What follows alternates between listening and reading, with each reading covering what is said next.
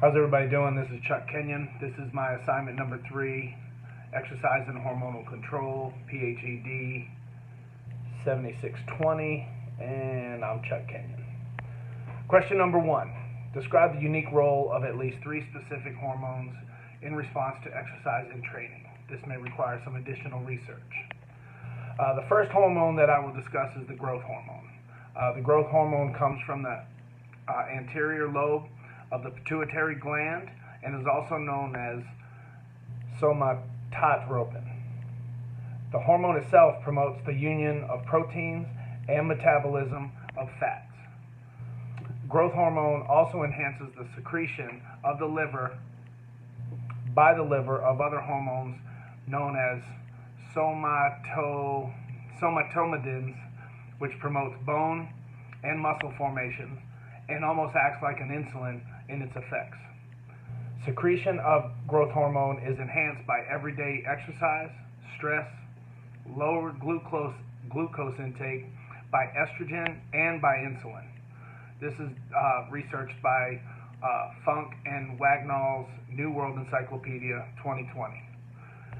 Growth hormone, or human growth hormone, is in its human form, is a peptide hormone that stimulates growth, cell reproduction, and cell regeneration in humans. It is very important in human development. Growth hormone also remains elevated even after exercise. This is a prime reason why some individuals choose to work out in the mornings. They want the benefit of growth hormone to continue to work even after the workout has taken place. There is a recombinant form of HGH that is called somatropin, and it is used as a prescription drug to help and treat children's growth disorders, and also in adults it helps in growth hormone deficiencies. Aldosterone is the second hormone that I want to discuss. The main role of aldosterone is to regulate salt and water in the body. Because of this responsibility, it has a clear effect on blood pressure. Aldosterone is produced in the outer cortex of the adrenal glands located just above the kidneys.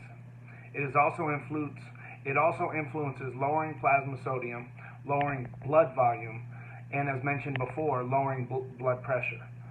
It also increases plasma potassium concentration in cells. Aldosterone increases renal reabsorption of sodium, which allows the body to retain a certain level of the sodium. When this occurs, water is then also retained. When we lose less sodium while working out, we stay hydrated. Hydration is very important to reduce cramping and muscle fatigue. Gatorade Sports Science Institute has done extensive research in this area of performance monitoring and studies in loss of sodium and water during intense workouts. Finally, I want to discuss cortisol. Cortisol plays a part in stress response. Think of it as nature's built-in alarm system. Cortisol is secreted from the adrenal glands and works with certain parts of the brain to regulate mood, fear, and motivation. Cortisol manages how your body uses carbohydrates, fats, and proteins. It helps regulate blood pressure. It increases glucose, or blood sugar, released in the body. It keeps inflammation down.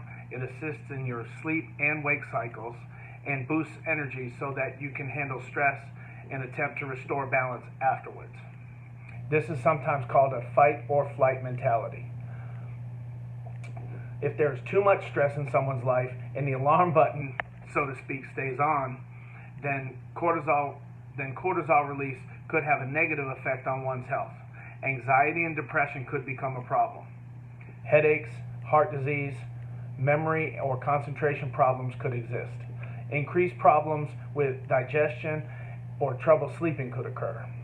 If the body makes too much cortisol, a condition called Cushing syndrome could occur. Within this condition, rapid weight gain could be a symptom, along with skin that can bruise easily, muscle weakness, diabetes, and many other health problems could take place. Question number 2. Identify 2 peer-reviewed articles provided within this section of the learning module, Exercise and Hormonal Control. What specific information have you learned from these articles? The first article I found interesting, and after reading it was able to take some good information away from it, was the article Exercise Intensity Effects on Total Sweat Electrolyte Losses and Regional versus Whole Body Sweat. That was done by Baker, DeChavez, Ungaro, Sopina, Nuccio, Remmel, and Barnes in 2018. This study is where the study indicated they used 11 Caucasian healthy recreational endurance athletes, 7 male and 4 female. The subjects were put through low intensity or 45% VO2 max workouts and also moderate intensity or 65% VO2 max workouts. Then, after all of the data was collected and analyzed, it was revealed that different fluid/electrolyte strategies and variations for intake and replacement of these fluids and electrolytes may be needed. There is also a major difference in intake between training sessions and competitions. Because of this study, as coaches, we should become familiar with the most up-to-date and accessible information and products available to monitor and assist our athletes during training sessions and competitions. The second article I found beneficial was Primary, Secondary, and Tertiary Effects of Carbohydrate Ingestion During Exercise. This article was written by Rollo, Gonzalez, Futchis, Van Loon, Williams in 2021. In this article, it is clearly stated that during long periods of exercise, fatigue goes hand in hand with the depletion of muscle glycogen stores. Studies in the field have been directed at increasing pre-existing carbohydrate stores as well as providing additional carbohydrates during exercise. It is also stated in the article that carbohydrates, or CHO, stores inside the liver and inside the skeletal muscles are very limited. Therefore, in order to maintain a proper supply of energy for muscle and brain functions, CHO stores will need to be replenished as frequently as possible. CHO starts being absorbed initially or primarily in the mouth.